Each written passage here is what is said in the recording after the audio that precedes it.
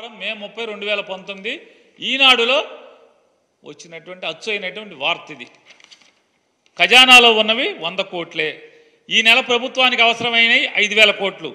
Over draft సాయంత్రంతో జీతాలు పెన్షన్లు, సామాజిక పెన్షన్లకు 1,200 కోట్లు అవసరం.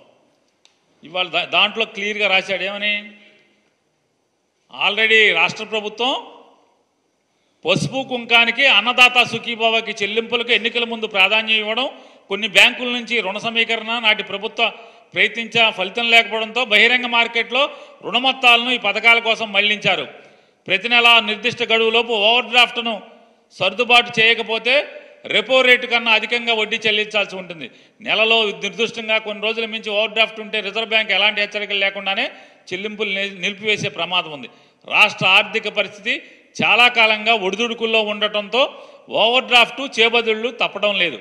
నిజానికి బడ్జెట్కు అనుగుణంగానే ఖర్చులకు పరిమితమై ఉంటే ఈ పరిస్థితి వచ్చి ఉండేది కాదని, కిందటి ఆర్థిక సంవత్సరం చివరిలో ప్రభుత్వం సామాజిక సంక్షేమం కోసం తీసుకువచ్చిన కొత్త పథకాల భారం వల్ల ఆర్థిక పరిస్థితి ఇబ్బందుల్లో పడిందని ఆర్థిక శాఖ అధికారులు చెప్తున్నారు. రామోజీరావు గారు రాసింది 2019 మే 30న. ఇది మన భాగవతం చంద్రబాబు నాయుడు గారు. మన 40 ఏళ్ళ ఇండస్ట్రీ.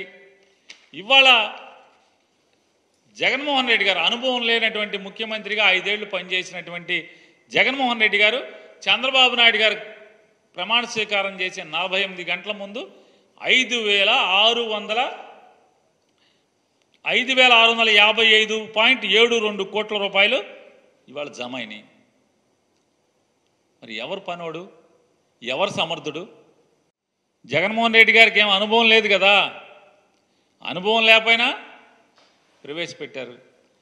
ఆ రోజు ఇవాళ ఎన్నికల ముందేమో డబ్బులు ఎక్కడి నుంచి వస్తాయి, జగన్మోహన్ రెడ్డి గారి కన్నా ఎక్కువ హామీలు ఇస్తున్నారు కదా, ఆయన ఉన్నప్పుడేమో శ్రీలంక అయిపోద్దని చెప్పారు కదా, ఈ హామీలు ఎక్కడి నుంచి వస్తాయంటే సంపద సృష్టిస్తాం, సంపద సృష్టించి ఆ సంపద ద్వారా మేము జనాలకి మేము ఇచ్చిన హామీలు నెరవేరుస్తామని చెప్పినటువంటి వాళ్ళు ఇవాళ రోజు మంత్రులకి ఆయన క్యాబినెట్లో కూడా ఇవాళ చెప్తున్నా అంట, అందరికీ చెప్పండి ప్రజలకి డబ్బులు లేవు, ఖజానాలో డబ్బులు లేవు అని చెప్పని.